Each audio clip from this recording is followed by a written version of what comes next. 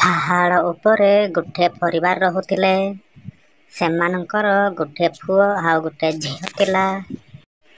ସେ ପିଲାମାନେ ଜଙ୍ଗଲରେ ରହୁଥିଲେ କିନ୍ତୁ ଭାରି ଚାଲାକ ଥିଲେ। ଭଗଲ ଭାଇ, ଆଜି ଟିକେ ଆମ୍ବ ଖାଇ ଯିବା। ମତେ ଆମ୍ବ ଖାଇବାକୁ ଭାରି ଇଚ୍ଛା। ଠିକ୍ ଅଛି ଭବଲି ଭଉଣୀ, ଆଜି ଆମେ ସେପଟ ପାହାଡ଼କୁ ଯିବା। ସେଠାରେ ବେଶୀ ଆମ୍ବ ଅଛି।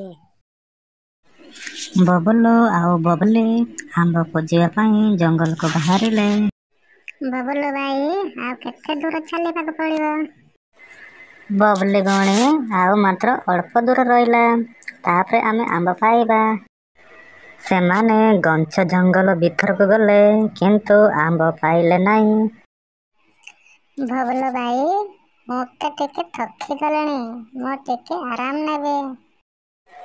ଠିକ୍ ଅଛି ବବଲି, ଟିକେ ତୁମେ ଆରାମ ନିଅ, ତାପରେ ଆମେ ଆମ୍ବକୁ ଯିବା। ପିଲାମାନେ, ଏତେ ଜଙ୍ଗଲ ତୁମେ କୁଆଡ଼େ ଯାଉଛ? ତୁମେ କିଏ ଅପା? ତୁମର ଦିଟା ଡେଣା ଅଛି, ଆଉ ପୁଣି ତୁମେ ଉଡ଼ି ପାରୁଛ? ମୁଁ ହେଉଛି ପରୀ, ମୁଁ ଏ ଜଙ୍ଗଲରେ ରୁହେ। ପରୀ ଅପା, ଆମେ ଆମ୍ବ ଖାଇବାକୁ ଆସିଥିଲୁ, କିନ୍ତୁ ରାସ୍ତା ଭୁଲି ଯାଇଛୁ। ଆମ୍ବ ଏପର୍ଯ୍ୟନ୍ତ ଖାଇନାହୁଁ। ଏହି ଜଙ୍ଗଲରେ ଆମ୍ବ ନାହିଁ ପିଲାମାନେ, ତୁମେ ଶୀଘ୍ର ଘରକୁ ଯାଅ। ଯଦି ରାସ୍ତାରେ କୌଣସି ଅସୁବିଧା ହୁଏ ମୋତେ ଡାକ, ମୁଁ ତୁମମାନଙ୍କୁ ସାହାଯ୍ୟ କରିବି।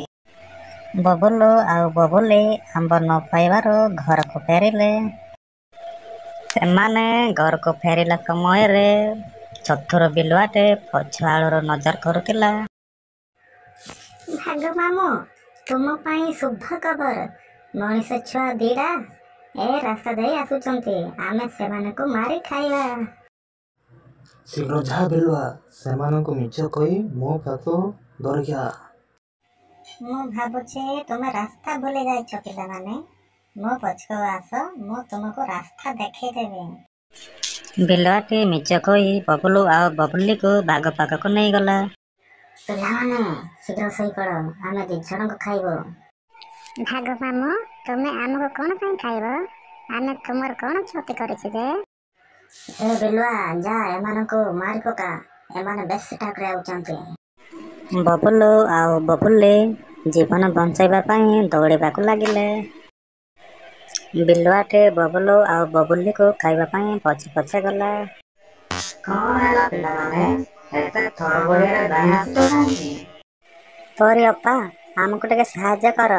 ଆମ ପଛରେ ଭାଗ ଆଉ ବିଲୁଆ ଲାଗିଛନ୍ତି। ଠିକ୍ ଅଛି ପିଲାମାନେ, ତୁମେ ଶୀଘ୍ର ଯାଅ, ମୁଁ ସେମାନଙ୍କ କଥା ବୁଝିବି। ଏ ବିଲୁଆ, ଶୀଘ୍ର ଦୌଡ଼ିରେ, ଶୀଘ୍ର ଦୌଡ଼ିରେ। ଭାଗ ମାମୁଁ, ମରିଗଲି ଲୋ, ମରିଗଲି ଭାଗ ମାମୁଁ। ସାଙ୍ଗମାନେ, ଗପଟିକୁ କେମିତି ଲାଗିଲା କମେଣ୍ଟରେ ଜଣାଇଦେବେ। ସାଙ୍ଗମାନେ, ମୋର ଚ୍ୟାନେଲକୁ ଲାଇକ୍, ସେୟାର ଏବଂ ସବସ୍କ୍ରାଇବ୍ କରନ୍ତୁ। ଦେଖା ହେବା ନେକ୍ସଟ ଭିଡ଼ିଓରେ।